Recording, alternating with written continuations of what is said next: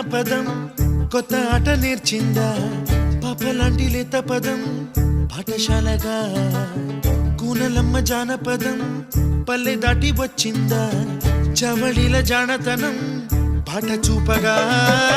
కుంచెలో దాగే చిత్రాలు ఎదురొచ్చేలా అంతటా ఎన్నో వర్ణాలు మంచులో దాగే చైత్రాలు బదులిచ్చేలా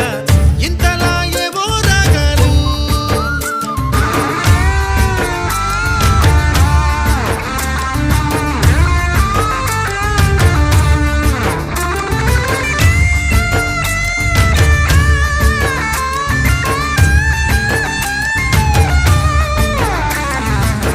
ఆకతాయి సందడిగా